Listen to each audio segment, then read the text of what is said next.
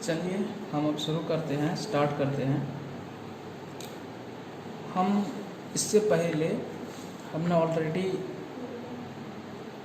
जो पीजीडीपी का चैप्टर है profits and gains of business और प्रोफेशन,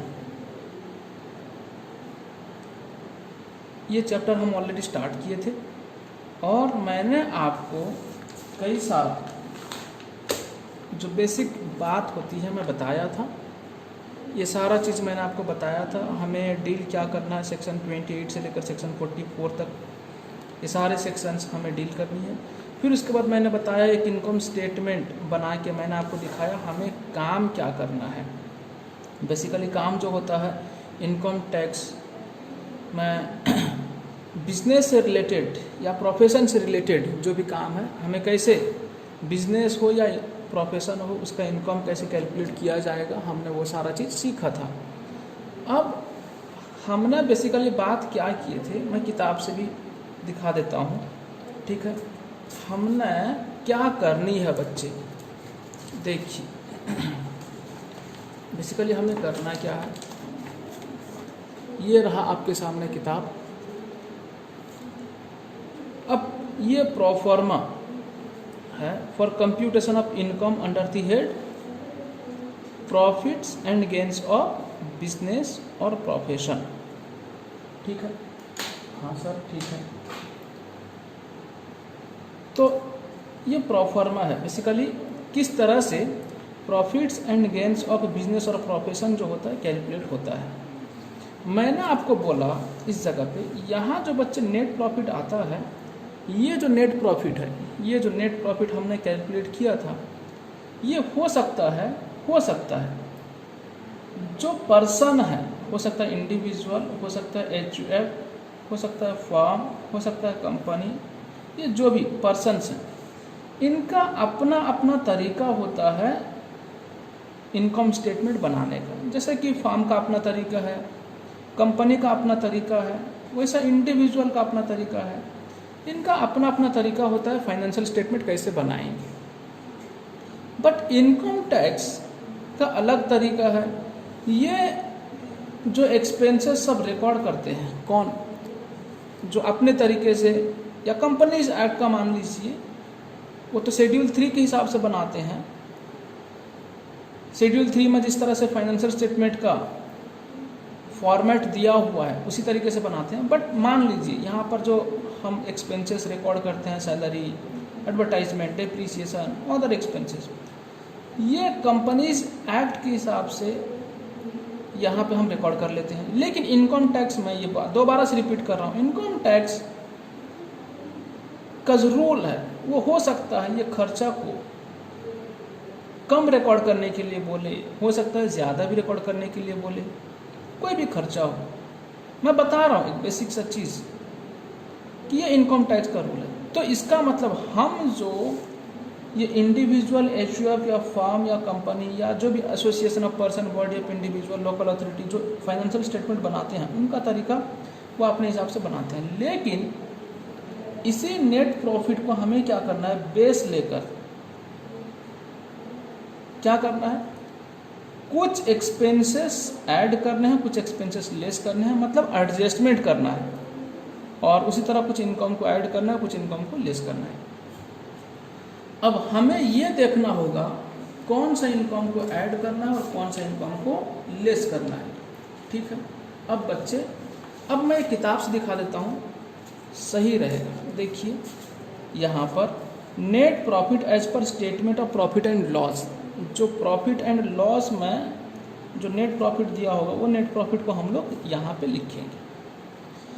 उसके बाद बच्चे ऐड दो चीज़ करना है। पहला जो ऐड करना है, प्लस जो करना है वो क्या है, expenses debited to statement of profit and loss. Profit and loss के स्टेटमेंट में जो डेबिट हो चुका, मतलब जो हमने यहाँ रिकॉर्ड कर लिया, ये डेबिट साइड होता है, डेबिटेड इसको बोलते हैं। जो प्रॉफिट एंड लॉस में क्या हुआ, रिकॉर्ड हो गया, डेबिटेड हमने कर लिया, उसका बात करता है, उसे ऐड किया जाएगा। Expenses debited to statement of profit and loss बच्चे सारा एक्सपेंसेस नहीं, सारा एक्सपेंसेस जो डेबिट हो चुका है सबको ऐड किया जाएगा, ऐसा नहीं है। कौन सा? But which is not allowable, जो यहाँ पर रिकॉर्ड नहीं होने चाहिए थे, जो यहाँ पे रिकॉर्ड नहीं होने चाहिए थे, यहाँ डेबिट नहीं होने चाहिए थे, बट हमने क्या किया? डेबिट कर लिया। आप बोलोगे सर आपने डेबिट क्यों किया था? अरे बच्चों मैंने थोड़ा डेबिट किया था, ये जो अपने ये जो इंडिविजुअल है, एचयूएफ है, ये अपने तरीके से क्या करते हैं? फाइनेंशियल स्टेटमेंट बनाते हैं। तो इस फाइनेंशियल स्टेटमेंट बनाते समय तो उनका जितना भी रुपया खर्चा हुआ एडवर्टाइजमेंट में उन्होंने पूरा रिकॉर्ड कर दिया, डेप्रीसिएशन अपने तरीके से रिकॉर्ड कर लिया। लेकिन इनकम टैक्स का भी तरीका है ना, इनकम टैक्स वो अपना तरीका बोलता है। जैसे कि मैं एग्जांपल दे रहा हूँ, डेप्रीसिएशन यहाँ पे 15 रुपया डाला गया, बट इनकम टैक्स बोलता है हम तो 10 रुपया मानते हैं। फिर 15 करोड़ मैं बोला था, ये रुपीज़ हुआ 15, ये करोड़ में होता है। तो यहाँ पे मैंने अपना जो स्टेटमेंट बनाया था वो रुपीज़ इन करोड़ लिखा था, तो वैसा डेप्रीसिएशन 15 करोड़ यहाँ पे लिखा गया। बट इनकम टैक्स वाले हो सकता है बोले एज पर इनकम टैक्स, मैं बताऊंगा सेक्शन 32 पढ़ाते समय कैसे डेप्रीसिएशन कैलकुलेट होता है इनकम टैक्स के हिसाब से। तो डेप्रीसिएशन जो है, मान लीजिए इनकम टैक्स बोलते हैं यहाँ पे 10 करोड़, इसका मतलब क्या हुआ बच्चे? 5 करोड़ जो है, 5 करोड़ ज़्यादा रिकॉर्ड कर लिया, हम ज़्यादा डेबिट कर लिए, तो ये चीज़ को ऐड करना होगा। समझ में आई? तो यहाँ बोल रहा था जो expenses debited to statement of profit and loss but not allowable, खर्चा डेबिट कर चुके हैं जबकि वो अलाउबल नहीं है, उसे ऐड करना होगा। इस एग्जाम्पल के हिसाब से हमारा कितना ऐड करना होगा बच्चों? 5 करोड़। सर मैंने बोला जी सर, मान लीजिए डेप्रीसिएशन यहाँ पे 15 करोड़ है और इनकम टैक्स के हिसाब से अकॉर्डिंग टू इनकम टैक्स अगर 20 करोड़ होता, 20 मतलब 20 करोड़ होता तो क्या होता? तो इसका मतलब हम और भी 5 करोड़ रिकॉर्ड करना है, इसके लिए क्या किया जाएगा बच्चे? माइनस किया जाएगा, वो चीज़ जो है माइनस। तो इसलिए वहाँ पे लिखना है, वहाँ पे लिखना है, क्या लिखना है बच्चे?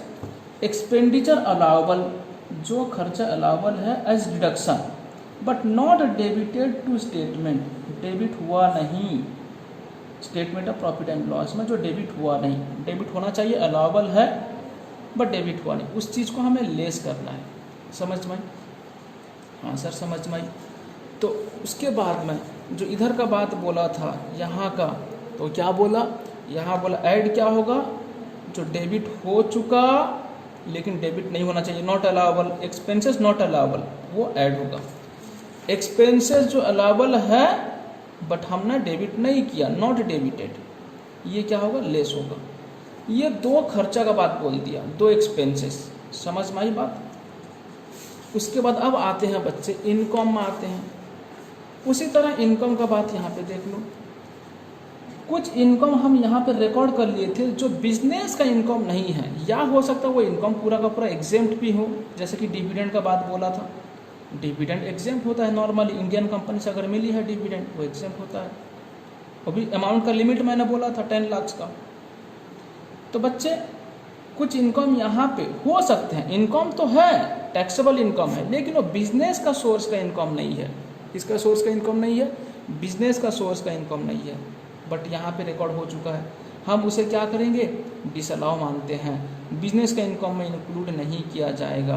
बात समझ में आ गई? सर मैंने बोला जी सर आखिर इनकम तो है ना, मैंने बोला हाँ इनकम है बच्चे, जिस सोर्स का इनकम है हमें वहाँ रिकॉर्ड करना है, जैसे कि रेंट या हाउस प्रॉपर्टी का इनकम हो सकता है, जैसे कि इंटरेस्ट, ये इनकम फ्रॉम अदर सोर्स का इनकम होता है, जैसे कि कमीशन, ये इनकम फ्रॉम अदर सोर्स का इनकम होता है। समझ में आई बात? तो ये हम बिजनेस में रिकॉर्ड नहीं कर सकते, तो ये इनकम ऑलरेडी हम ले चुके हैं, रिकॉर्ड कर चुके हैं, तो इसे क्या करना होगा? लेस करना होगा। हाँ अगर हो सकता है कुछ इनकम जो बिजनेस का इनकम है बट हम फाइनेंशियल स्टेटमेंट बनाते समय हमने यहाँ पे रिकॉर्ड नहीं किया। क्यों रिकॉर्ड नहीं किया? क्योंकि हमें लग रहा था एज पर कंपनीज एक्ट उसे इनकम नहीं माना जाएगा, बट इनकम टैक्स अगर बोलता है उसे हम इनकम मानेंगे, बिजनेस इनकम हम मानते हैं, तो हमें क्या करना है? रिकॉर्ड करना है। इसका मतलब इनकम, कुछ इनकम ऐड होगा और कुछ इनकम जो है लेस होगा। ठीक है, अब देख लो, आते हैं क्या बोलता है, देखो अब यहाँ पर क्या बोलता है। हाँ सर क्या बोलता है, देखो अब यहाँ पर जो हम बात करेंगे, किस चीज़ का बात करेंगे बच्चे, देखो ये रहा आपके सामने लेस। एक इनकम क्या होता है, लेस होता है, एक इनकम जो है क्या होता है बच्चे, ऐड होता है। ठीक है, हाँ सर। देखो पहले लेस वाला पढ़ लेते हैं। लेस कौन सा इनकम, जो इनकम ऑलरेडी क्रेडिट हो चुका। कौन सा इनकम लेना है यहाँ पे, जो income already credited in statement of profit and loss but not taxable, या taxable under any other head, या बिजनेस में ही टैक्सेबल नहीं है, या अगर टैक्सेबल होता है तो किसी अलग हेड पे टैक्सेबल होता है, तो ये क्या होगा बच्चे, लेस हो जाएगा। ठीक है, हाँ सर ठीक है। उसके बाद नेक्स्ट ऐड क्या होगा बच्चे, सुन लो। डीम्ड इनकम मतलब बिजनेस का इनकम माना जाएगा। अगर कोई इनकम ऐसा है बिजनेस का इनकम माना जाएगा तो हम क्या करेंगे, उसे ऐड करेंगे। समझ में आई बात, हाँ सर समझ में आई। तो इसका मतलब एक एक्सपेंसेस मतलब एक एक्सपेंडिचर जो है कभी कभी ऐड होगा और कभी कभी लेस होगा, और एक इनकम जो है कभी ऐड होगा कभी लेस होगा। हमने बता दिया आपको, समझाया कि कब ऐड होगा और कब लेस होगा। ठीक है, अब आगे चलते हैं। जी सर आगे चलते हैं। सुनो, अब मैंने जैसे कि आपको बोला कि हमारा जो पीजीबीपी का सेक्शन है, प्रॉफिट और gains, profit and gains from business और प्रोफेशन, इसका सेक्शन 28 से शुरू होता है, 44 में ख़त्म होता है। ठीक है, हाँ सर ठीक है। 28 जो होता है चार्जिंग सेक्शन है। 28 क्या है, चार्जिंग सेक्शन है। अब देखो हम 28 सेक्शन को हम क्या करेंगे, स्किप करेंगे थोड़ा, बिकॉज वहाँ पे बहुत सारी बातें लिखी गई है जो हम लास्ट में उसे पढ़ेंगे।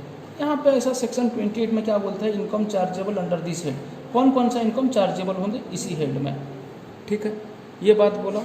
बहुत सारे इनकम हैं, ठीक है, कॉम्पेंसेशन होगा, स्पेसिफिक सर्विस का इनकम होगा, फिर बहुत सारा बात है। बट सेक्शन 28 हम बाद में पढ़ेंगे, लास्ट में पढ़ेंगे, ठीक रहेगा। पहले हमको थोड़ा ओवरऑल नॉलेज मिल जाए इस चैप्टर का, तो फिर पढ़ेंगे हम लोग।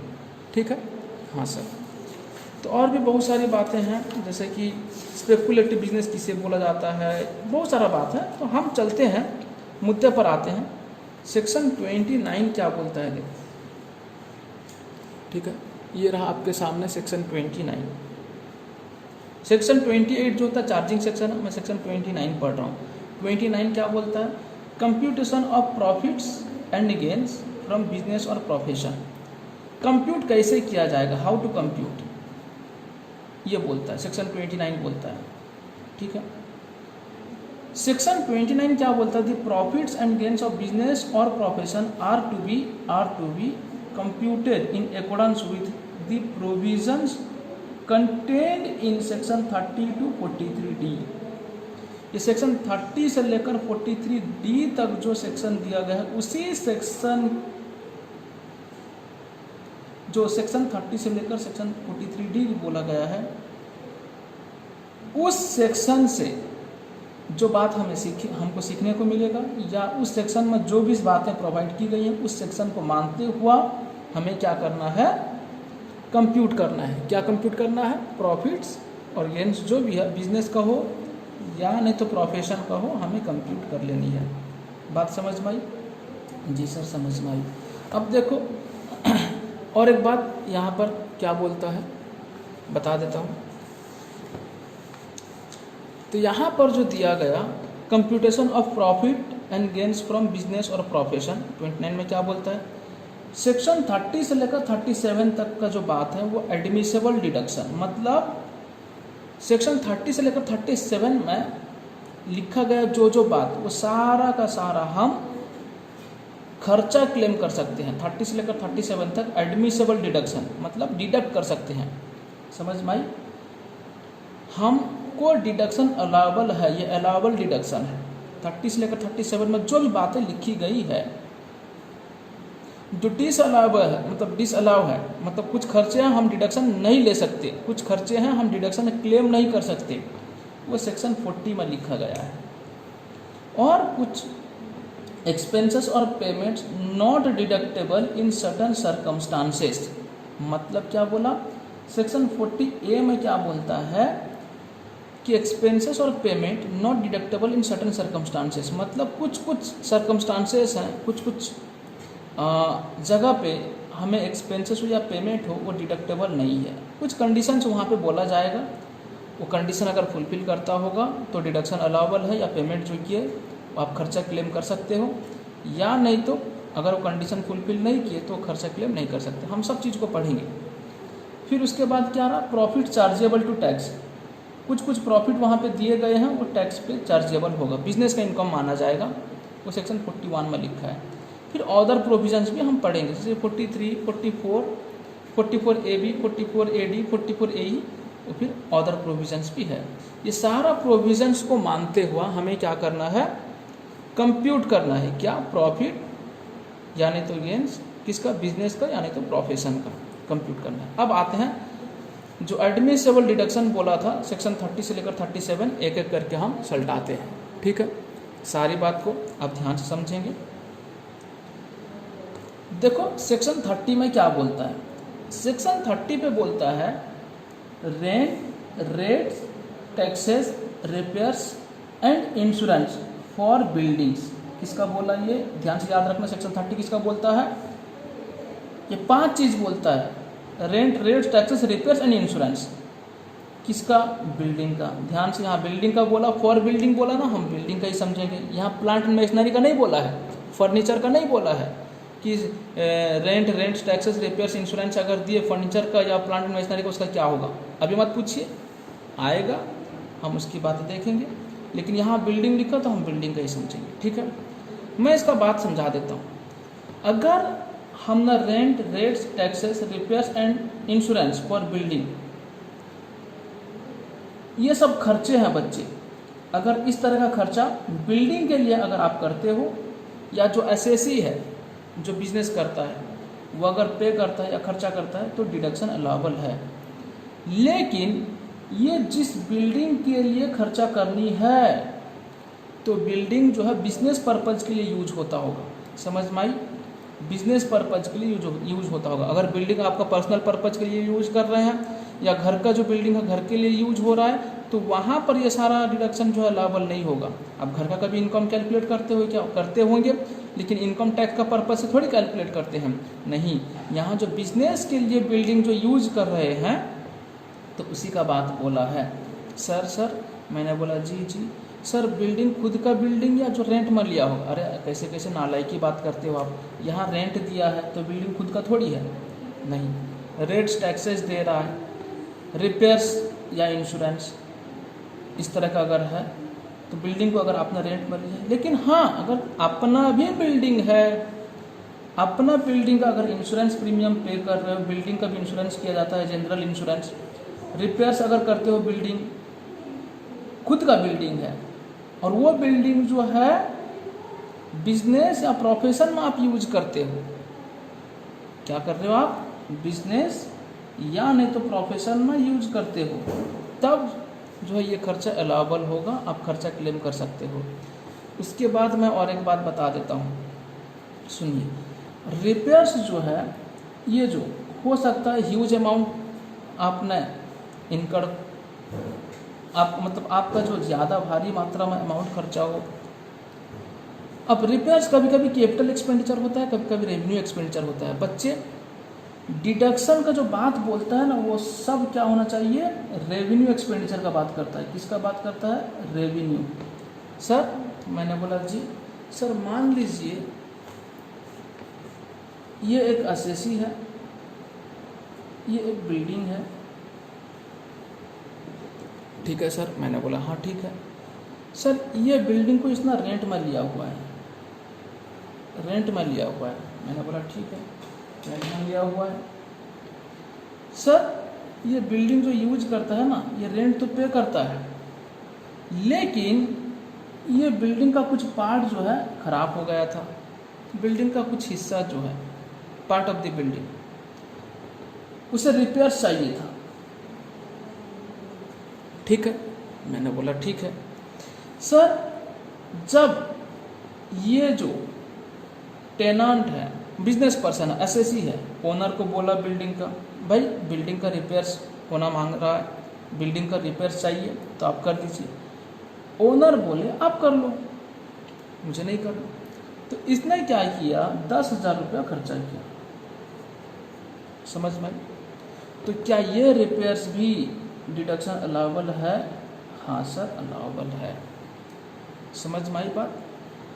जब ये खुद खर्चा किया है ये 10,000 रुपया, और लेकिन हाँ अगर इसका रेंट होता है बच्चे, रेंट होता है 50,000, ये ओनर बोला। अब मैं बता देता हूँ ओनर, देखो ये है ओनर, ये है ओनर साहब।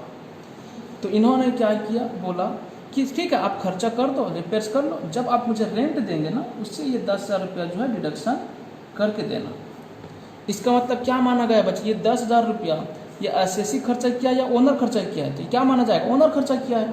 क्योंकि अगर ये 10,000 रुपया खर्चा किया, रेंट देना चाहिए 50,000, लेकिन देगा कितना, 40,000, ये खर्चा एडजस्ट करके। तो इसका मतलब खर्चा किसका हुआ, ओनर का हुआ। बात समझ में आई? खर्चा किसका, ओनर का। तो अब ये डिडक्शन जो 10,000 का एसएससी जो है क्लेम नहीं कर सकता। बात समझ में आ गई? अब सर अगर ये रिपेयर्स का क्लेम नहीं करेगा तो करेगा कौन, ये ओनर करेगा। ओनर वो जब वो उसके हिसाब से वो किस तरह का, वो हम इसका बात नहीं कर रहे हैं, हम बिजनेस पर्सन का बात कर रहे हैं। ये क्या करेगा इसका अलग मैटर है। तो सर ये फिर खर्चा कितना क्लेम करेगा, सर 10,000 क्लेम नहीं करेगा तो खर्चा कितना क्लेम करेगा बच्चे, खर्चा क्लेम करेगा 50,000। कितना खर्चा क्लेम करेगा, 50,000 फॉर रेंट। सर मैंने बोला जी सर वो तो रेंट दिया था 40,000, बच्चे 40,000 रेंट दिया था प्लस 10,000 ये जो खर्चा किया था रिपेयर्स का, होगा ना 50,000। बट ये बोला था ओनर जो था, बोला था कि 10,000 जो है क्या करना, रेंट में एडजस्ट कर देना। तो इसलिए 10,000 जो है रेंट में एडजस्ट करके दिया। तो इसका मतलब क्या माना जाएगा, 50,000 रेंट का ही माना जाएगा इसका। अगर ये रेंट का 50,000 भी देता प्लस ये 10,000 भी रिपेयर्स किया है, लेकिन ये मना किया एडजस्ट नहीं कर सकते, तो ये 10,000 रिपेयर्स के लिए और 50,000 जो है रेंट के लिए। समझ में आ गई बात? लेकिन हाँ अगर ये 10,000 अगर ह्यूज अमाउंट होता, मान लीजिए 1 लाख, या नहीं तो ये 10,000 कैपिटल एक्सपेंडिचर है। क्या है बच्चे, कैपिटल एक्सपेंडिचर है। जो रिपेयर्स है बच्चे ये कैपिटल नेचर का है, कैपिटल एक्सपेंडिचर। आप पढ़ चुके हो अकाउंटिंग में रेवेन्यू एंड कैपिटल ट्रांजैक्शन किसे बोला जाता है, revenue expenditure, capital expenditure, revenue profit, capital profit, ठीक है ना? हाँ सर पढ़े थे, कई ज़माना गुजर गया, ठीक है, अच्छी बात है, पढ़े तो थे, तो ठीक है। तो एक कैपिटल एक्सपेंडिचर अगर है तो डिडक्शन अलाउबल नहीं होगा। तो अगर रिपेयर्स अगर रेवेन्यू नेचर का है तो वही खर्चा जो है तो डिडक्शन आप क्लेम कर सकते हो उसी खर्चा का। अदरवाइज आप कैपिटल एक्सपेंडिचर अगर इनकर्ड कर रहे हो, कैपिटल एक्सपेंडिचर के अगर आप पेमेंट कर रहे हो तो उसका खर्चा क्लेम नहीं कर सकते। ठीक है, ये थी बात rents, rates, taxes, repairs and insurance for building. तो वही सब बात यहाँ पे बोला हुआ है। ठीक है, चलो नेक्स्ट अब आते हैं हम लोग सेक्शन 31 में। अभी जो पढ़े हम लोग क्या पढ़े, सेक्शन 30 पढ़े। ठीक है, अब आते हैं कहाँ, सेक्शन 31 में। सेक्शन 31 क्या पढ़ता है, सेक्शन 31 जो वो क्या बोलता है, 31 क्या बोलता है, 31 बोलता है रिपेयर्स एंड इंश्योरेंस। ये दो बात बोलता है, repairs and insurance of machinery, plant and furniture. देखिए ना 31 में किसका बात बोलता है, प्लांट एंड मशीनरी या फर्नीचर का बात करता है। जो कॉन्सेप्ट वहाँ पे समझाया गया वही भी रिपेयर्स एंड इंश्योरेंस, वही बात। प्लांट, मशीनरी, फर्नीचर के लिए अगर रिपेयर्स एंड मेंटेनेंस करते हो, इंश्योरेंस अगर पे कर रहे हो तो क्या होगा, आप खर्चा क्लेम कर सकते हो। अदरवाइज कैपिटल नेचर का अगर है तो आप एक्सपेंसेस क्लेम नहीं कर सकते, बट उसका ट्रीटमेंट जो है अलग होगा। समझ में आई? अगर कैपिटल नेचर का अगर खर्चा कर रहे हो तो उसके ऊपर डेप्रिसिएशन क्लेम होता है बच्चे, हम पढ़ेंगे सेक्शन 32 में डेप्रिसिएशन का कॉन्सेप्ट। अब वही बात यहाँ भी वही बात होगा, जो मशीनरी, प्लांट, मशीनरी, फर्नीचर जो है यूज कौन करता होगा, एसएससी यूज करना चाहिए। और किस पर्पज़ के लिए, बिजनेस पर्पज़ के लिए। ठीक है, तभी जाकर आप खर्चा क्लेम कर सकते हो। लेकिन इंश्योरेंस प्रीमियम का जो कुछ कंडीशन है, ये 3 कंडीशन है। 3 कंडीशन क्या है? 3 कंडीशन, इंश्योरेंस जो आप पे कर रहे हो किसके अगेंस्ट में होना चाहिए? रिस्क, अगेंस्ट दी रिस्क होना चाहिए। उसके बाद used by the assessee for the purpose of business और प्रोफेशन। फिर उसके बाद क्या होता है? उसके बाद होता है premium should have been actually paid, actually paid होना चाहिए, पेड होना चाहिए, ठीक है। या नहीं तो पेड नहीं हुआ है तो भी आप डिडक्शन ले सकते हो। इसका बाद अगर कोई खर्चा एक्चुअल में पे नहीं हुआ है बिजनेस में, तो आपको कब तक पे करना है, मैं यहाँ पे एक बात बता देता हूँ। देखिए, हम ऑलरेडी बेसिक कॉन्सेप्ट में हम पढ़ चुके हैं।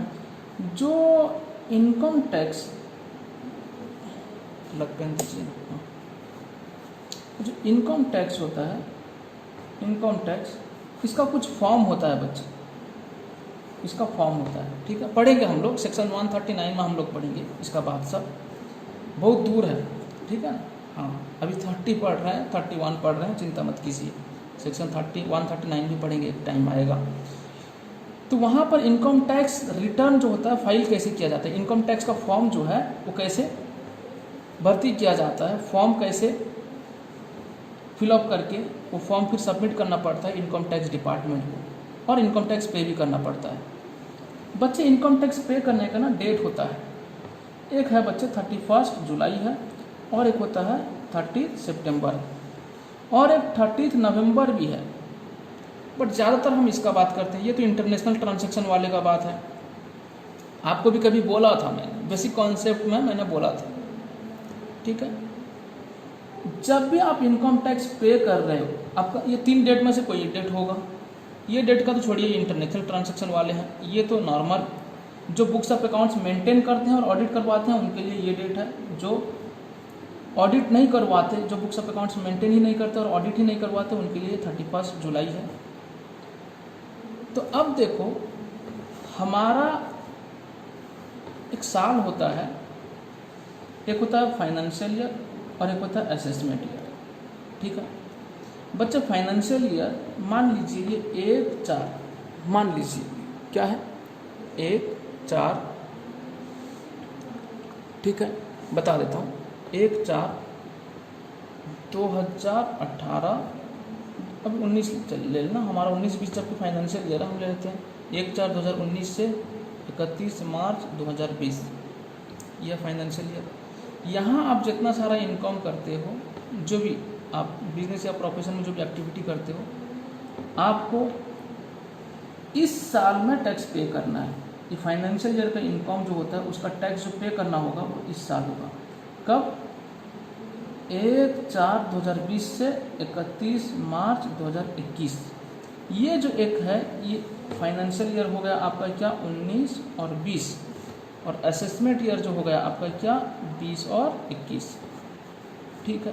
ये सारा बात हम बेसिक कॉन्सेप्ट में पढ़ चुके हैं।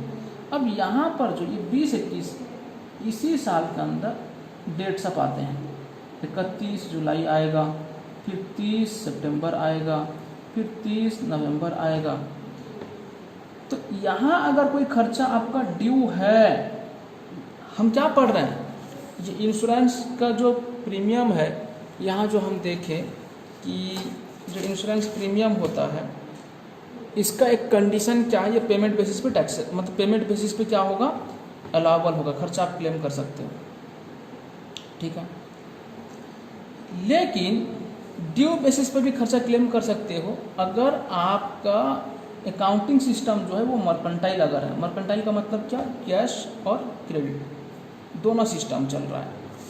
तो अगर दोनों सिस्टम चल रहा है, आपका कुछ यहाँ पे खर्चा ड्यू था, आपको पेमेंट मतलब आपका खर्चा कुछ यहाँ पे ड्यू था, अगर आपने पेमेंट कर दिया, जो इनकम टैक्स रिटर्न फाइल करोगे, क्या डेट है 31 जुलाई है या 30 सितंबर है या 30 नवंबर है, इसी डेट से पहले जो जैसा एसएससी है उस तरह से उनके लिए डेट है।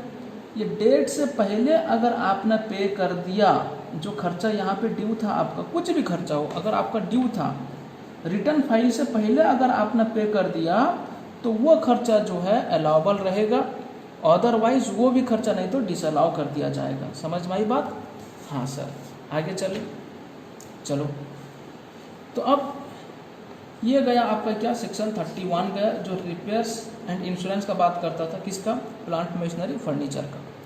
ठीक है, वही बात फिर से मैं बोलूँगा, रिपेयर्स अगर कैपिटल नेचर का है तो नॉट अलाउड, ये बात ऑलरेडी मैं पहले से बोल चुका हूँ। अगर कैपिटल नेचर का है तो अलाउ नहीं किया जाता, खर्चा आप क्लेम नहीं कर सकते। क्या करना है सर, फिर डिप्रिसिएशन उसके ऊपर क्लेम करना होता है आपको। सर मैंने बोला जी सर आप बोले थे ना डिप्रिसिएशन का कॉन्सेप्ट समझाएंगे, मैंने बोला हाँ 32 में मैं पहले से ही बोला था। सेक्शन 30 पढ़े, 31 पढ़े, अब आते हैं सेक्शन 32। बच्चे ये बहुत और बहुत इम्पोर्टेंट सेक्शन है, बहुत इम्पोर्टेंट सेक्शन है। ठीक है, हाँ सर, तो बहुत बात इसमें समझनी है, और इस सेक्शन 32 से भी इंडिविजुअल क्वेश्चन आ सकता है बच्चे। हाँ सर, तो हमको अच्छे से पढ़ाइए।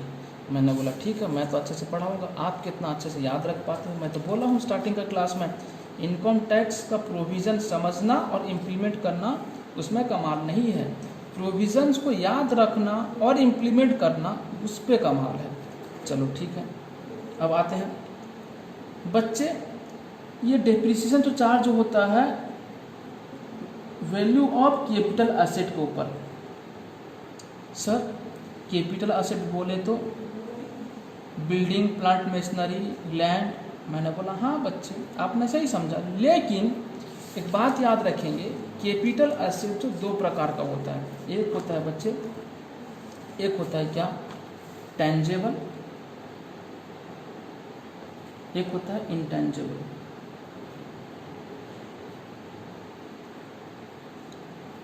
ठीक है, टेंजेबल होता है, एक इंटेंजेबल होता है। ठीक है, हाँ सर, टेंजेबल का बात क्या है, buildings, machinery, plant, furniture are being tangible. Intangible क्या होता है, know how, patent, copyright, trademark, licence, franchisee, ये सब जो होता है इंटेंजेबल होता है। ये दोनों को कैपिटल एसेट बोला जाएगा। लेकिन एक बात याद रखिए, यहाँ जब टेंजेबल एसेट का बात बोल रहा था, बिल्डिंग बोला लेकिन लैंड नहीं बोला। सर ऐसा क्यों, बच्चे no depreciation is allowable on the cost of land on which the building is erected. देखिए ये मान लीजिए, मैं यहाँ पे, ये है बिल्डिंग, ये है बच्चे लैंड का पार्ट। ठीक है बच्चे, ये जो इस पर भी, ये भी तो कैपिटल एसेट है ना, ये भी तो लैंड के ऊपर जो बिल्डिंग है, लैंड भी तो कैपिटल एसेट है। हाँ सर, लेकिन इसके ऊपर डेप्रिसिएशन चार्ज नहीं होगा, लेकिन ये बिल्डिंग जो है, ये बिल्डिंग के ऊपर जो है डेप्रिसिएशन चार्ज होगा। बात समझ में आई? हाँ सर समझ में आई। ठीक है, हाँ सर ठीक है। तो इस तरह से उसके बाद नेक्स्ट हम आगे चलते हैं, वही बात बोलेगा जो यूज होगा किस पर्पज, बिजनेस का पर्पज में यूज होगा। The asset should be actually used by the assessee. Assessee मतलब जो बिजनेस जिसका हम टैक्स कंप्यूट करने वाले हैं, वो बिजनेस करता होगा या प्रोफेशन में होगा, तो असेसी यूज करता होगा किस पर्पज़ के लिए, कौन सा पर्पज़ बोलो, कौन सा purpose, for purpose of his business during the previous year. क्या बोला, सब इम्पोर्टेंट, एसेट एक्चुअली यूज बोला by the assessee for the purpose of business, business लिखा, प्रोफेशन भी हो सकता है, बिजनेस और profession during the previous year. समझ में आई? प्रीवियस ईयर में वो एसेट जो है यूज किया होगा, तब जाकर वो डेप्रिसिएशन जो है चार्ज कर सकता है। समझ में आई बात? चलो नेक्स्ट चलते हैं। अब आ जाओ, यहाँ पर बोलता है फिर दूसरा concept, asset used for less than 180 days. अब देखो मैं यहाँ पे बोलता हूँ, यहाँ पे एक एग्जांपल देता हूँ। मान लीजिए, देखिए ध्यान समझिएगा बात को मेरा, ये एक लाइन मैंने ड्रॉ किया, ठीक है। एक पर्सन जो है एसेट खरीदा, प्लांट खरीदा, ठीक है। प्लांट खरीदा, उसका वैल्यू था कितना बच्चे, 1 लाख। कितना उसका वैल्यू, कितना, 1 लाख, ठीक है। ये जिस डेट पे खरीदा, कौन सा डेट पे खरीदा, मैं लिख दूँ यहाँ पे कौन सा डेट पे, डेट पे खरीदा, कौन सा डेट बोलो, 1 दिसंबर 2019 को खरीदा एसेट।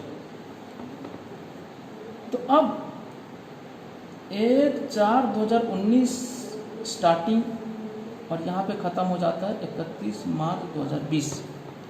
फिर इसका नेक्स्ट डे जो होता है वहाँ 1/4/2020, फिर वो साल जो है ख़त्म होता है कब, 31 मार्च 2021। ठीक है, लेकिन ये एसेट कब खरीदा गया बच्चे, इसी जगह पे खरीदा गया जहाँ पे 1/12/2019। बच्चे इस साल ये एक फाइनेंशियल ईयर है, ये जो है 19 और 20 ये फाइनेंशियल ईयर है। हाँ सर, एसेट ये बिजनेस कर रहा था, कंटिन्यू कर रहा था, लेकिन यहाँ पे एक एसेट का ज़रूरत पड़ा तो उसने क्या किया, एसेट खरीदा 1 दिसंबर 2019 को। अब बताइए बच्चे, वो एसेट कहाँ से यूज करना शुरू किया, मान कर चलते हैं एसेट पुट टू यूज भी है 1/12/2019। जब पुट टू यूज जहाँ से होगा हम उसी डेट से लेंगे, put to use, asset put to use, ये डेट हम मान कर चलते हैं। परचेज भी उसी डेट पे हुआ और पुट टू यूज भी उसी डेट से हो गया। ठीक है, लेकिन अगर एसेट परचेज होता मान लीजिए 30/11/2019 को और पुट टू यूज हुआ 1/12/2019 को, तो हम ये डेट से लेना होगा कैलकुलेशन पर्पज के लिए। तो put to use is important. तो 1/12/2019 से 1/12/2019 से लेकर 1/12/2019 से लेकर कब तक यूज हुआ ये फाइनेंशियल ईयर में, इस फाइनेंशियल ईयर में कहाँ तक, 31 मार्च 2020। तो बच्चे दिसंबर पूरा यूज हुआ है, क्योंकि 1 तारीख दिसंबर का 1 तारीख से लिया है, मतलब दिसंबर पूरा यूज हुआ है, मतलब 31 दिन प्लस जनवरी, दिसंबर, जनवरी, फरवरी प्लस मार्च। जनवरी का 31 दिन प्लस फरवरी का 2020 का फरवरी कितना दिन होता है बच्चे, 19 दिन प्लस मार्च का कितना, 31 दिन।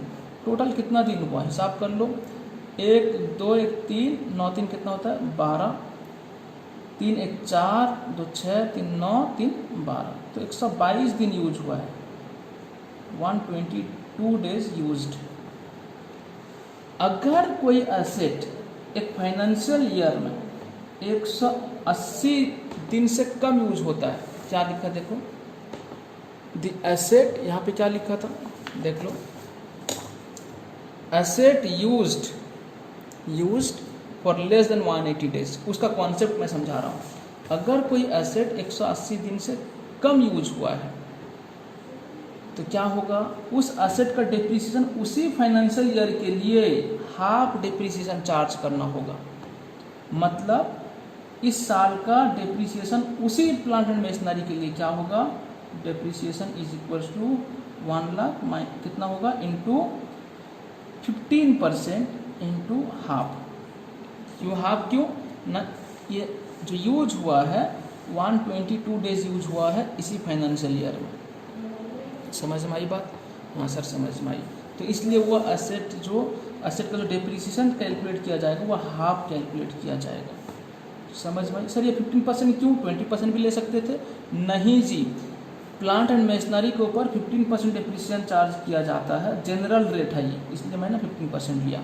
आपको बताऊंगा, आपको सिखाऊंगा किसका कौन सा एसेट के ऊपर डिप्रिसिएशन का रेट कितना होता है। ठीक है, तो 15% जनरल रेट होता है प्लांट एंड मशीनरी के ऊपर। तो हमें क्या करना है, यहाँ पर 7,500 रुपया डिप्रिसिएशन क्लेम करना है। ठीक सर मैंने बोला जी, अगर ये एसेट, अगर ये 122 दिन 122 डेज यूज नहीं होकर 180 दिन से ज़्यादा यूज होता, 180 डेज या नहीं तो मोर, अगर 180 दिन भी यूज हो जाता तो हम फुल डिप्रिसिएशन चार्ज करते। कितना होता वो, 1 लाख के ऊपर 15% इज इक्वल्स टू 15,000। समझ में आई बात, हाँ सर समझ में आई। ठीक, तो ये asset used for less than 180 days का मतलब समझ में आ गया आपको, हाँ समझ में आ गया। उसके बाद नेक्स्ट आगे चलते हैं, हाँ सर आगे चलते हैं। अब देखो डेप्रिसिएशन का कैलकुलेशन मैंने सिखाया आपको। अब आता हूँ डेप्रिसिएशन का रेट का बात कर लेते हैं। डेप्रिसिएशन का रेट जो है क्या रहेगा, ठीक है। मैं इस किताब में जो रेट ऑफ डेप्रिसिएशन है वहाँ आ गया, ठीक है। थोड़ा सा आगे आ गया उस किताब का रेट ऑफ डेप्रिसिएशन, ठीक है। मतलब मैंने 2-3 पेज के बाद पढ़ा रहा रेट ऑफ डेप्रिसिएशन। और वो क्या है देखो बच्चे, rate of depreciation part A में लिखा है टेंजेबल एसेट का लिखा है। हमेशा इनकम टैक्स में क्या होता है, जो एसेट होता है ना बच्चे, उसको ब्लॉक में डिवाइड किया जाता है। जैसे कि बिल्डिंग पार्ट ए में 1 नंबर में आया बिल्डिंग्स। उसके बाद नेक्स्ट आएगा आपका क्या बच्चे, फर्नीचर आएगा, फर्नीचर एंड फिटिंग्स आएगा, ठीक है। फिर उसके बाद प्लांट एंड मशीनरी। फिर उसके बाद 4 नंबर पे जो आएगा वो शिप। फिर उसके बाद पार्ट बी आएगा, पार्ट बी में हम लोग पढ़ेंगे इंटेंजिबल एसेट, ठीक है। अब बच्चे रेट ऑफ डेप्रिसिएशन में सबसे पहले बिल्डिंग बच्चे यहाँ पर बिल्डिंग का 4 रेट दिया हुआ है, 1, 2, 3 और ये 4 टाइप्स का रेट दिया हुआ है। 4 रेट्स दिया हुआ है, 5%, 10%, 40% और फिर 40%। कब याद रखना होगा आपको, ठीक है ना बच्चे। अब देखो ये 5% किसके लिए है, बिल्डिंग अगर used mainly for residential purpose. कौन सा पर्पस है बच्चे, रेसिडेंशियल पर्पस के लिए अगर बिल्डिंग यूज कर रहे हैं तो क्या होगा, 5% डेप्रिसिएशन उसके ऊपर चार्ज होगा। सर कैसे चार्ज होता है, एग्जांपल देकर बताइए। सुनिए बच्चे क्या होता है नॉर्मली। मान लीजिए ये एक कौन है, बिल्डिंग का ओनर है, इसका बहुत सारे बिल्डिंग्स हैं, ठीक है। ऐसा 1 बिल्डिंग, 2 बिल्डिंग, 3 बिल्डिंग ऐसा। और इसका काम क्या है बच्चे, इसका काम ये है सिर्फ और सिर्फ इस बिल्डिंग से जो रेंट का इनकम आता है, जो रेंट का इनकम आता है इस बिल्डिंग से, यही रेंट का इनकम सिर्फ इसका सोर्स है, इनकम का सोर्स है, इसका और कोई सोर्स नहीं है, ठीक है। हाँ सर, तो इसका मतलब अगर ये रेंट का इनकम मान लीजिए साल का 15 लाख आता है, तो 15 लाख जो टैक्सेबल कहाँ पे होगा, बिजनेस इनकम माना जाएगा, ये बिजनेस इनकम माना जाएगा। समझ में आई बात। बिजनेस इनकम में जैसा हम रेंट में पढ़ते हैं 30% स्टैंडर्ड डिडक्शन है और इंटरेस्ट ऑन बोरोइंग्स है, वहाँ पे बिजनेस इनकम में ये सब खर्चा अलाउबल नहीं है। या हाउस प्रॉपर्टी का इनकम अगर कैलकुलेट करेंगे तो वहाँ पे ये डिडक्शन क्लेम किया जाता है। सर मैंने बोला जी सर, ये रेंट का इनकम जो हाउस प्रॉपर्टी है, तो हाउस प्रॉपर्टी है ना, इसको रेंट में लगाया है ना, तो हाउस प्रॉपर्टी पे टैक्सेबल होना चाहिए। नहीं बच्चे, मैंने वहाँ पे आपको समझाया था इनकम फ्रॉम हाउस प्रॉपर्टी, जब मैंने आपको सिखाया कैसे कैलकुलेट होता है, कैसे कंप्यूट होता है, तो मैंने वहाँ पे आपको बताया, वहाँ पे क्या बताया आपको कि ये जो इनकम है, अगर मेन सोर्स ऑफ इनकम सिर्फ यही हाउस प्रॉपर्टी है तो ये प्रोफेशन मान लिया जाएगा, बिजनेस मान लिया जाएगा। तो इसकी वजह से तो इसको बिजनेस इनकम माना जाता है। तो 15 लाख रुपया जो है वो बिजनेस इनकम माना जाएगा। तो बिजनेस इनकम अगर माना गया तो बिजनेस एक्सपेंसेस के हिसाब से इसका जो रिपेयर्स मेंटेनेंस है, डेप्रिसिएशन इसके ऊपर चार्ज होगा। समझ भाई। तो इनकम हो गया आपका 15 लाख, जो खर्चा होगा, खर्चा जो क्लेम किया जाएगा, जैसे कि रिपेयर्स अगर आप किए हो तो करेंट रिपेयर्स अगर है, नॉन करेंट अगर नहीं है, जैसे कि केमिकल नेचर का नहीं है, रेवेन्यू नेचर का है, तो उसका खर्चा क्लेम कर सकते हो। और डेप्रिसिएशन जो चार्ज करना है, जबकि ये रेजिडेंशियल पर्पज़ के लिए बिल्डिंग यूज हो रहा है, लोग रह रहे हैं इस पर, तो उसके लिए कितना जो बिल्डिंग का वैल्यू है उस वैल्यू के ऊपर कितना % डेप्रिसिएशन चार्ज होगा बच्चे, 5% डेप्रिसिएशन चार्ज होगा। ये था रेजिडेंशियल पर्पज़ का मतलब। बात समझ में आई। हाँ सर। फिर उसके बाद building which are not used mainly for residential purpose, तो उसके लिए कितना परसेंट डिप्रिसिएशन, 10%। अच्छा, उसके बाद फिर क्या होगा, अगर कोई बिल्डिंग वुडन स्ट्रक्चर का है, वुडन स्ट्रक्चर का टेम्पररी इरेक्शन है, टेम्पररी पर्पज के लिए अगर कोई बिल्डिंग बनाएगा और वुडन स्ट्रक्चर का है तो उसके लिए 40% डिप्रिसिएशन चार्ज होगा। ठीक है, उसके बाद यहाँ पर 40% जो इतना इम्पोर्टेंट नहीं है, ये 3 जो है बहुत इम्पोर्टेंट है, इसे याद रखना होगा। एक तो रेजिडेंशियल पर्पज़ के लिए 5%, और अगर रेजिडेंशियल पर्पज़ के लिए नहीं है, कॉमर्शियल पर्पज़ के लिए है तो 10%, और वुडन स्ट्रक्चर का है तो 40%। तो अब यहाँ पे क्या दिया, बिल्डिंग एक्वायर ऑन और after 1 September 2002 for installing machinery and plant forming part of water supply project और वाटर ट्रीटमेंट सिस्टम। तो अगर ऐसा कुछ बिल्डिंग खरीदा गया है, एक्वायर किया गया है या कंस्ट्रक्ट किया गया है, यूज क्या हो रहा है, फॉर इंस्टॉलिंग मशीनरी, वहाँ पे मशीनरी जो है इंस्टॉल होंगे, प्लांट इंस्टॉल होंगे वहाँ पे, किस लिए, वाटर सप्लाई के लिए, वाटर सप्लाई प्रोजेक्ट के लिए, या वाटर ट्रीटमेंट के लिए, तो उसके लिए कितना बचा, 40%। समझ में आई? हाँ सर, ये था आपका क्या, टेंजेबल एसेट में से बिल्डिंग का जो था ब्लॉक 1, ब्लॉक 2, ब्लॉक 3, ब्लॉक 4। तो अगर रेजिडेंशियल पर्पज के लिए जितने सारे बिल्डिंग हैं किसी एसएससी का, वो ब्लॉक 1 में आ जाएगा।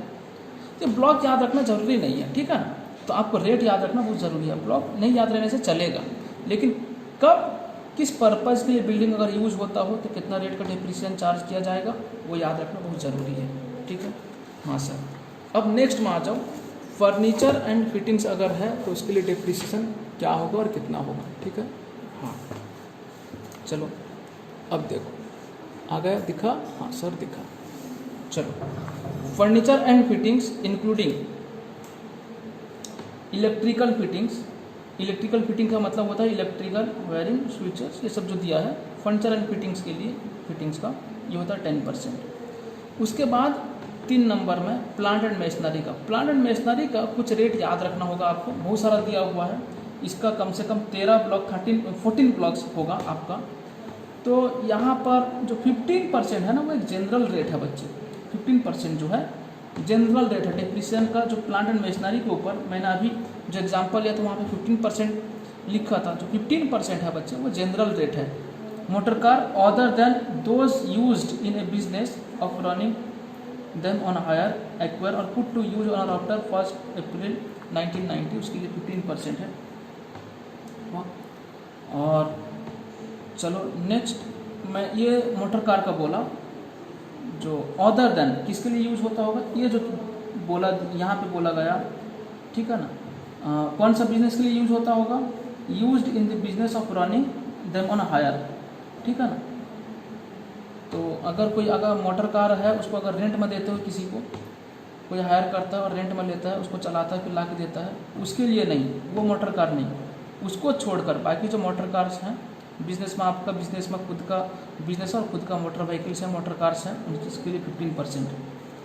लेकिन जनरल रेट जो है मैं आपको बता दूं, यहाँ पर दिया हुआ है ब्लॉक 14 में दिया हुआ है, जो प्लांट एंड मशीनरी का जो जनरल रेट होता है 15%, ठीक है ना, 15% होता है वो, ये 14 में लास्ट में दिया। बाकी हमको और भी पढ़ना है, फटाफट से पढ़ते चलते हैं, ठीक है। कुछ याद रखना होगा, कुछ याद नहीं रखने से चलेगा, बट दिया होगा सवाल में। मोटर बसेस, मोटर लॉरीज, ये सब के लिए 30% है। उसके बाद बाकी जाने दीजिए, इतना नहीं, आपको 15% याद रखना है अच्छे से। और कुछ मैं बोला था ना, 2-3 चीज़ जो है वो याद रखना है। वो क्या हो गया कि अगर कंप्यूटर या सॉफ्टवेयर रिलेटेड है, ब्लॉक 11 में दिया हुआ है कंप्यूटर्स इंक्लूडिंग कंप्यूटर सॉफ्टवेयर, इसके लिए 40%, ठीक है ना। बच्चे बहुत ज़माना पहले 100%, मतलब इसके जो कंप्यूटर सॉफ्टवेयर का जो है ये 60% हुआ करता था, 60% हुआ करता था, ठीक है।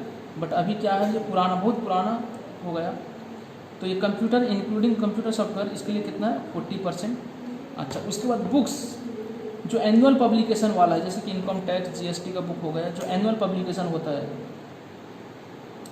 एनुअल पब्लिकेशन, या नहीं तो अदर देन एनुअल पब्लिकेशन, कोई भी बुक्स रहे जो लाइब्रेरी में यूज होता है, या लाइब्रेरी में अगर रखते हो, अगर किसी का बिजनेस है, किसी का कंपनी है, उनका लाइब्रेरी भी है, वो किताब खरीद कर रखे हैं लोगों की भलाई के लिए, तो वो बुक्स के ऊपर कितना डिप्रिसिएशन बच्चे, 40%। जैसे किसी कॉलेज का लाइब्रेरी है या यूनिवर्सिटी का लाइब्रेरी है, तो उस लाइब्रेरी में जो किताबें रहती है वो जब इनकम टैक्स के लिए इनकम कैलकुलेट करेंगे तो बुक के ऊपर डेप्रिसिएशन कितना चार्ज करेंगे, 40% डेप्रिसिएशन चार्ज करेंगे। ठीक है, हाँ सर ठीक है। तो ऐसा ये दो बात को याद रखेंगे, computer including computer software books का ये दोनों का 40% है, जनरल रेट जो है 15% है, और उसके बाद यहाँ पर जो आपको मैंने बोला motor cars other than used for business of running them on hire, उसके लिए 15% है। सर मैंने बोला जी, अगर फिर जो मोटर व्हीकल्स या मोटर कार्स यूज होता होगा in the business of running them on hire, तो उसका फिर क्या होगा सर?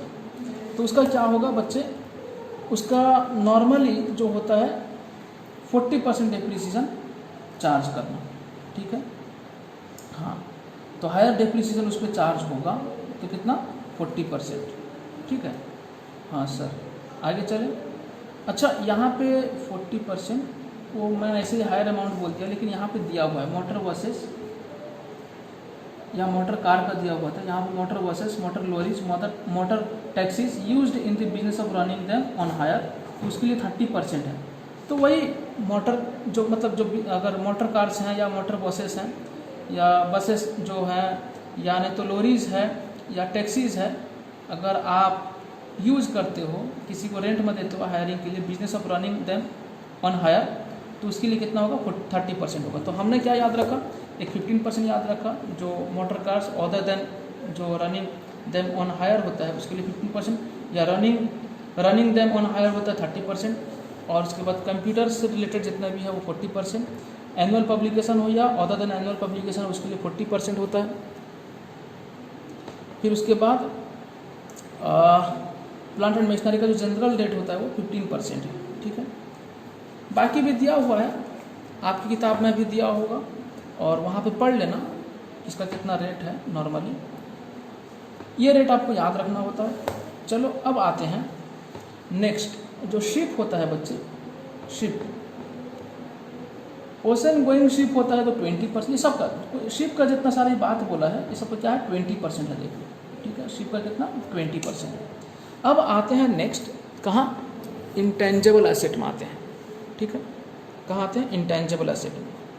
इंटेंजिबल एसेट का जो होता है क्या था, नो हाउ जो पढ़े थे हम स्टार्टिंग में, इंटेंजिबल एसेट वो सब के लिए कितना है, 25% है। तो आपको याद जो रखना होगा बिल्डिंग का, उसका एक जनरल रेट है जो कमर्शियल पर्पज़ के लिए 10% और रेजिडेंशियल पर्पज़ के लिए कितना 5%, अगर वुडन स्ट्रक्चर है तो कितना 40%। ठीक, उसके बाद हम आ गए कहाँ, फर्नीचर एंड फिटिंग्स में आ गए। ठीक है, तो इसके लिए कितना बच्चे, 10% डिप्रिसिएशन।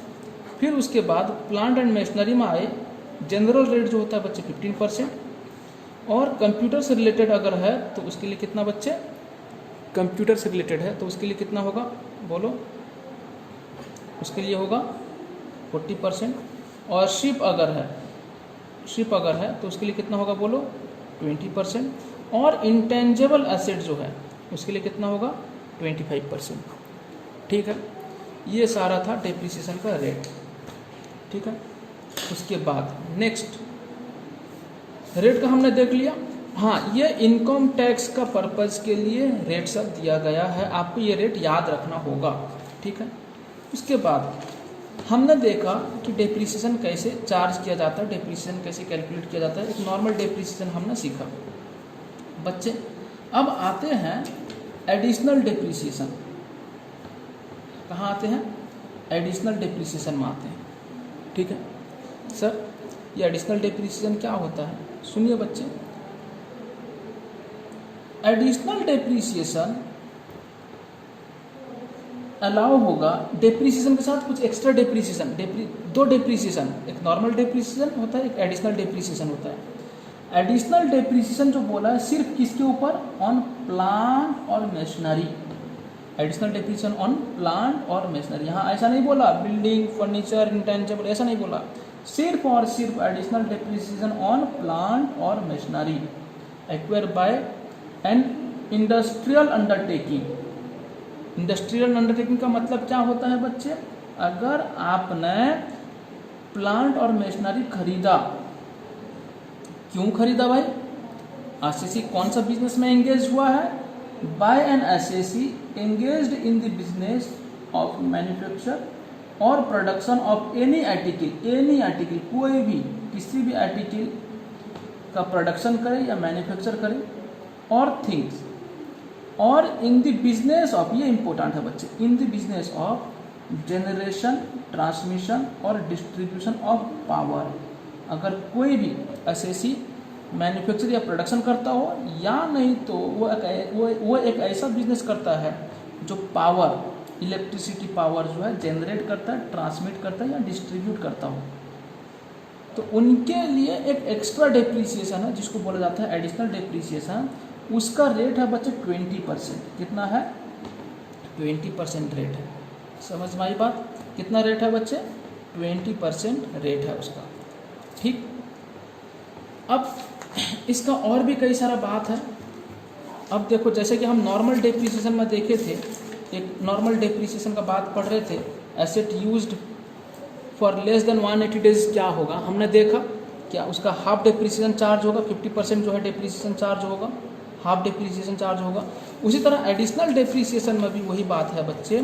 अगर मान लीजिए प्लांट एंड मशीनरी जो खरीदा गया, अच्छा और एक बात, ये इंडस्ट्रियल अंडरटेकिंग लिखा है, मतलब acquire by an industrial undertaking, मतलब खरीदा होना चाहिए। इसका मतलब क्या हुआ? ये सिर्फ और सिर्फ न्यू प्लांट मशीनरी के लिए है, ओल्ड प्लांट मशीनरी के लिए नहीं है। एडिशनल डेप्रीसिएशन बच्चे सिर्फ और सिर्फ न्यू प्लांट एंड मशीनरी के लिए है, जो खरीदा होगा जिस साल, ठीक है, तो उसी साल ही एडिशनल डेप्रीसिएशन चार्ज होगा, मतलब चार्ज किया जाएगा। नेक्स्ट ईयर नहीं चार्ज किया जाएगा। मैं आपको एग्जांपल देकर समझाऊंगा, आप चिंता मत कीजिए। Asset put to use for less than 180 days, ये किसके लिए है? एडिशनल डेप्रीसिएशन के लिए है। एडिशनल डेप्रीसिएशन जो न्यू प्लांट एंड मशीनरी खरीदा गया, जो न्यू प्लांट एंड मशीनरी खरीदा गया, उससे अगर 180 दिन से कम यूज हुआ है, उससे अगर 180 दिन या उससे 180 दिन से कम यूज किए हैं, तो क्या होगा? 50% एडिशनल डेप्रीसिएशन चार्ज होगा। क्या लिखा? 50% of additional depreciation to be allowed where plant और machinery is put to use less than 180 days during the previous year in which such asset is acquired. जिस साल खरीदा गया उस साल अगर 180 दिन से कम यूज हुआ है तो एडिशनल डेप्रीसिएशन भी 50%, मतलब 10%, मतलब क्या हो जाएगा? 10%। समझ में आई बात? हाँ सर, तो वहाँ 20% और चार्ज नहीं होगा। वेरी इंटरेस्टिंग बात, आप खुश हो जाओगे, आप बहुत खुश हो जाओगे। ठीक है सर, ऐसी कौन सी बात है जो हम खुश हो जाएंगे? चलो पहले से ही खुश हो जाओ। सुनो बच्चे, ये बोलता है अगर 50% जो एसेट हम एक्वायर किए उसका डेप्रीसिएशन अगर 50% चार्ज की है, एडिशनल डेप्रीसिएशन 50% मतलब 10% चार्ज किए हैं, तो उसका फिर नेक्स्ट ईयर में, सब्सिक्वेंट ईयर में, जो इमीडिएटली सक्सीडिंग प्रीवियस ईयर आएगा, तो वहाँ पर रिमेनिंग जो 50% रह गया, जो चार्ज नहीं किए, 10% जो चार्ज किए और 10% रह गया, आप नेक्स्ट ईयर में यानी कि इमीडिएटली सक्सीडिंग ईयर जो आएगा वहाँ पे आप चार्ज कर सकते हो। इसका मतलब क्या हुआ? 50% of additional depreciation on new plant और machinery acquired and used for less than 180 days which has not been allowed in the year of acquisition। जिस साल खरीदा गया था उस साल पूरा का पूरा डेप्रीसिएशन चार्ज नहीं किया गया था, हाफ डेप्रीसिएशन चार्ज किया गया था। And installation of such plant and machinery shall be allowed in the immediately succeeding previous year। और जो बाकी रिमेनिंग जो रह गया उसका जो डेप्रीसिएशन है इमीडिएटली सक्सीडिंग जो प्रीवियस ईयर आएगा, नेक्स्ट ईयर जो आएगा, सक्सीडिंग सब्सिक्वेंट ईयर जो आएगा, तो आप वहाँ पे चार्ज कर सकते हो। सर हमें कुछ समझ में नहीं आया, मुझे बहुत अच्छे से पता है आपको कुछ समझ में नहीं आया। सुनिए बताता हूँ, यहाँ पे एग्जांपल लेता हूँ। देखिए बच्चे, देखिए, ठीक है, हाँ सर, वही एग्जांपल लेता हूँ। मान लीजिए एक एसेट 1 दिसंबर 2019 को खरीदा गया, ठीक, उसका वैल्यू था कितना बच्चे? 1 लाख। ठीक है, ये कौन सा ईयर है? फाइनेंशियल ईयर 19 और 20 पे खरीदा गया। ठीक है, ऐसा। फाइनेंशियल ईयर 2019 और 20 में एक एसेट खरीदा गया जिसका वैल्यू है कितना, 1 लाख, ठीक है। और ये क्या है, प्लांट एंड मशीनरी है, प्लांट और मशीनरी, ठीक है। और इसका सारा कंडीशन फुलफिल करता है। ये जो है मैन्युफैक्चर बिजनेस के लिए खरीदा गया है, और उसके बाद जो भी एडिशनल डेप्रिसिएशन चार्ज करने का कंडीशन है वो सारा फुलफिल करता है। चलिए मानकर चलते हैं।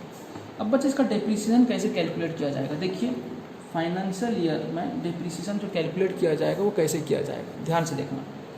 एसेट का वैल्यू कितना, 19 और 20 में एसेट का वैल्यू है कितना बच्चे, 1 लाख। डेप्रिसिएशन कितना होगा, 15%, हाफ होगा, क्यों हाफ होगा, 1/12/2019 मतलब क्या होगा, 122 डेज होता है, 180 दिन से कम यूज हुआ है, तो कितना होगा, 7,500, कितना होगा, 7,500। ये होगा जनरल डेप्रिसिएशन, नॉर्मल डेप्रिसिएशन। और एडिशनल डेप्रिसिएशन कितना होगा बच्चे, एडिशनल डेप्रिसिएशन कितना होगा, 10%। क्यों, एडिशनल डेप्रिसिएशन का रेट होता है कितना, 20% होता है। एडिशनल डेप्रिसिएशन का जो रेट होता है बच्चे वो होता है 20%, लेकिन जबकि 180 दिन से कम यूज हुआ है, तो इसलिए हम कितना एडिशनल डेप्रिसिएशन पे कितना चार्ज कर रहे हैं, 10% चार्ज कर रहे हैं। कितना, ये 1 लाख के ऊपर 10% कितना होगा, 10,000। तो रिटन डाउन वैल्यू जो आया कब का, 31 मार्च 2020 का जो रिटन डाउन वैल्यू आया वो कितना आएगा बच्चे, हिसाब कर लो, 1 लाख से 17,500 गया तो कितना आएगा, 83,500, इतना आया बच्चे। अब यहाँ पे क्या करना है, देखिए यहाँ पे क्या करना, आपको नॉर्मल डेप्रिसिएशन चार्ज करना, उसको ओनली डेप्रिसिएशन भी लिखा जाता है, डेप्रिसिएशन कितना, और यहाँ पर 7.5% हाफ चार्ज नहीं होगा। क्यों ना, ये साल खत्म होने के बाद फिर हम इस साल का डेप्रिसिएशन जो है कैलकुलेट कर रहे हैं, इस साल का हम डेप्रिसिएशन अब कैलकुलेट कर रहे हैं। तो यहाँ पर तो पूरा एसेट, यहाँ पर आप एक दिन के लिए भी एसेट यूज करो या 180 दिन से कम करो या ज़्यादा करो यूज, वहाँ पर जो है फुल डेप्रिसिएशन चार्ज होगा। एक बात याद रखेंगे, सर ऐसा क्यों, अरे हाफ डेप्रिसिएशन का जो बात बोला वो न्यू एसेट के लिए बात बोला, जिस साल हम एक्वायर किए, जिस साल खरीदे हैं उसी साल में हाफ डेप्रिसिएशन चार्ज होगा, लेकिन उसके बाद जो रिटन डाउन वैल्यू आएगा उसके बाद से फुल डेप्रिसिएशन चार्ज होगा। इसका मतलब सर मैंने बोला जी पूरा लाइफ टाइम में, पूरा का पूरा लाइफ टाइम में एसेट का जो हाफ डेप्रिसिएशन चार्ज होगा वो एक ही बार होगा, अगर जिस साल खरीदा गया उसी साल अगर 180 दिन से कम यूज हुआ है, ठीक है। हाँ सर, तो दूसरा साल जो है फुल डेप्रिसिएशन चार्ज होगा। और ये याद रखिएगा, इनकम टैक्स में जो डेप्रिसिएशन चार्ज किया जाता है वो रिटन डाउन वैल्यू पे किया जाता है, ठीक है। सर स्ट्रेट लाइन पे नहीं किया जाता बच्चे, किया जाता है, उसका कंडीशन बोलूँगा, वो सिर्फ किसके लिए है, जो पावर जनरेट करते हैं, ट्रांसमिट करते हैं, डिस्ट्रीब्यूट करते हैं, उसी कंपनी के लिए सिर्फ स्ट्रेट लाइन है। लेकिन बाकी सारे कंपनी के लिए, सारे बिजनेस पर्सन के लिए रिटन डाउन वैल्यू मेथड में चार्ज होगा डेप्रिसिएशन। तो 83,500 के ऊपर कितना, 15% डेप्रिसिएशन, कितना, 15% डेप्रिसिएशन। कैलकुलेट करके जल्दी से बताओ कितना। हाँ, अरे डेप्रिसिएशन क्या है कैलकुलेट करोगे, ये 82,500, ठीक है ना। बड़ी बड़ी देशों में छोटी छोटी बातें होती रहती है, तो ऐसा है, ये आएगा 17,500 माइनस होने के बाद 82,500, इसके ऊपर 15% डेप्रिसिएशन चार्ज करना है। तो मैंने ले आया कैलकुलेटर, तो 82,500 के ऊपर 15% कितना होगा, 12,375, 12,375, बच्चे सुनो सुनो सुनो सुनो, सर क्या सुनो, आइए यहाँ पर और एक डेप्रिसिएशन चार्ज होगा, क्या, एडिशनल डेप्रिसिएशन, क्या, एडिशनल डेप्रिसिएशन बच्चे, एडिशनल डेप्रिसिएशन कितना, एडिशनल डेप्रिसिएशन यहाँ पर जो जिस साल खरीदा गया था एडिशनल डेप्रिसिएशन चार्ज किए कितना 10%, और जो रह गया 10% चार्ज नहीं किए वो 10% फिर सब्सिक्वेंट ईयर में चार्ज होगा। 10% जो रह गया था कितना बच्चे 10,000। अब रिटन डाउन वैल्यू कितना आएगा, कितना आएगा 82,500 से माइनस कर दिए, बाकी आएगा कितना रिटन डाउन वैल्यू कितना आएगा 60,125। ये कौन सा फाइनेंशियल ईयर के लिए, फाइनेंशियल ईयर फिर 21 और 22 के लिए। ये जो था क्या 20-21 के लिए था, 20-21 के लिए। तो अब ये जो आया कितना रिटन डाउन वैल्यू जो आया 60,125। सर मैंने बोला जी सर, यहाँ पर जो नॉर्मल डेप्रिसिएशन 7,500 कैलकुलेट किए ये तो 15% का हाफ। मैंने बोला हाँ सर, बाकी जो नॉर्मल डेप्रिसिएशन का हाफ रह गया वो तो यहाँ पे चार्ज नहीं किए, जैसे कि आप एडिशनल डेप्रिसिएशन चार्ज किए हो, हाफ जो रह गया था। मैंने बोला बच्चे नॉर्मल डेप्रिसिएशन में ये बात नहीं लिखा था। नॉर्मल डेप्रिसिएशन अगर हाफ चार्ज हुआ है प्रीवियस ईयर में, नेक्स्ट ईयर में वो तो 15% पूरा चार्ज हो जाता है, समझ में आई बात। लेकिन एडिशनल डेप्रिसिएशन अगर हाफ चार्ज हुआ है फिर उसका नेक्स्ट ईयर में बाकी हाफ चार्ज होगा। लेकिन ये हाफ जो चार्ज होगा किसके ऊपर, ओरिजिनल कॉस्ट के ऊपर। आप ऐसा मत करना कि 10% चार्ज करना, रिटन डाउन वैल्यू में बोला है तो आप कर दोगे रिटन डाउन वैल्यू का मतलब इसी 82,500 के ऊपर चार्ज कर दोगे, नहीं। जो 10% रह गया रिमेनिंग वो वही 1 लाख के ऊपर ही क्या होगा, 1 लाख के ऊपर ही डेप्रिसिएशन जो है चार्ज होगा। बात समझ में आई? हाँ सर समझ में आई, ठीक है। सर फिर ये 21-22 का डेप्रिसिएशन कैलकुलेट कीजिए। तो देखो मैं करता हूँ डेप्रिसिएशन कैलकुलेशन। डेप्रिसिएशन ये नॉर्मल डेप्रिसिएशन कितना 60,000 के ऊपर 15% कितना होगा 16,125 इंटू 15% कितना होगा 9,019, ठीक है।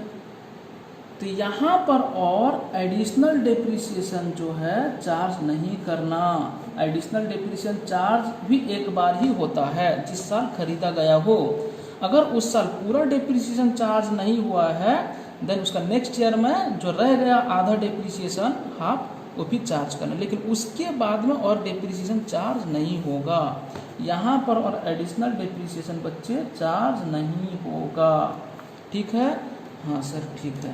तो कितना आएगा सर, कितना आएगा मैं बताता हूँ कितना आएगा 551,106 इतना है।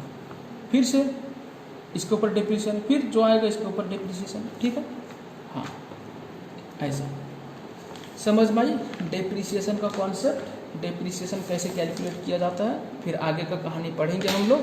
तब तक thank you very much, bye bye.